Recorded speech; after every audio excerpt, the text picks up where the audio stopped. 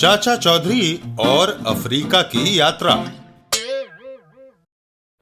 Africa के कुछ प्रतिष्ठित नेता चाचा चौधरी के पास आए। चाचा जी, हम आपको अफ्रीका आने का निमंत्रण देने आए हैं।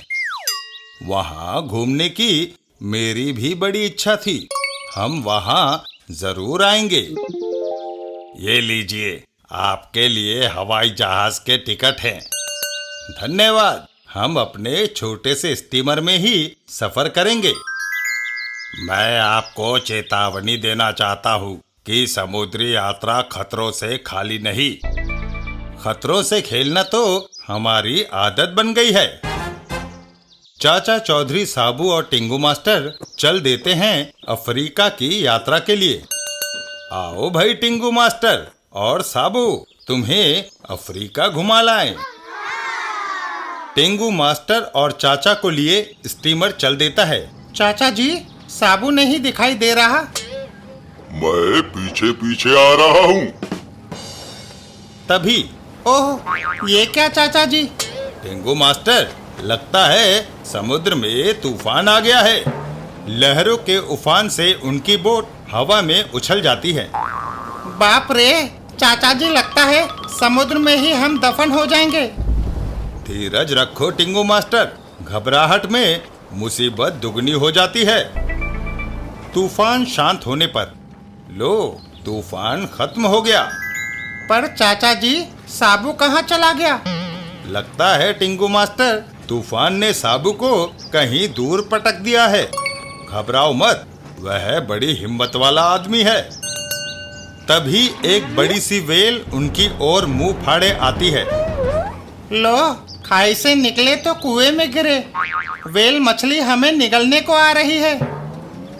टिंगू मास्टर, तू जरा मेरी पगड़ी संभाल और मेरा लठ मुझे दे दे। यहाँ तलवार और बंदूक से कुछ नहीं हो सकता। लठ क्या करेगा चाचा जी? तू देखता रहे, मैं अभी आया। चाचा चौधरी लठ लेकर समुद्र में छलांग लगा देते हैं। चाचा चौधरी और वेल मछली। चाचा जी समुद्र में तैरते हुए वेल के पास जाते हैं और उसके मुंह में लठ को सीधा अटका देते हैं और फिर वापस आ जाते हैं। अब वह मुंह बंद नहीं कर सकती और ना ही हमें निगल सकती है। वाह, क्या तरकीब निकाली है। तभी उन्हें साबू आता हुआ दिखाई देता है। लो, साबू भी आ गया। कुछ देर की यात्रा के बाद वह देखो टिंगू मास्टर, मुझे जमीन दिखाई दी। लगता है हम अफ्रीका पहुंच गए। अफ्रीका की जमीन पर चाचा जी, हमारे स्वागत के लिए कोई नहीं आया। तभी पेड़ में से एक नारियल टूटकर टिंगू मास्टर के सर पर गिरता है। ओह! लो, हो गया स्वागत। अरे यहाँ ऐशो आराम की उम्मीद मत रखो। यहाँ पग पग पर जोखिम है। जंगल इतने घने हैं कि दिखाई ही नहीं देता कि पाँव कहाँ पड़ रहे हैं। टिंगू मास्टर, अरे साबू, अपना हाथ हटा ले, मेरे साथ मस्खरी ना कर। तभी एक गोरिल्ला पीछे से प्रकट होता है। हैं? गोरिल्ला, बचाओ! साबू जल्दी से आकर गोरिल्ले को पकड़ लेता है। घबराकर गोरिल्ला टिंगू मास्टर को छोड़ देता है। ओह!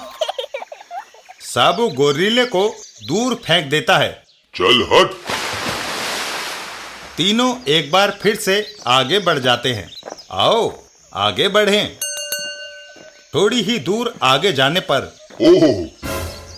एक बड़ा सा अजगर साबू को जकड़ लेता है। चाचा जी, साबू के पैरों को एक बड़े अजगर ने जकड़ लिया है।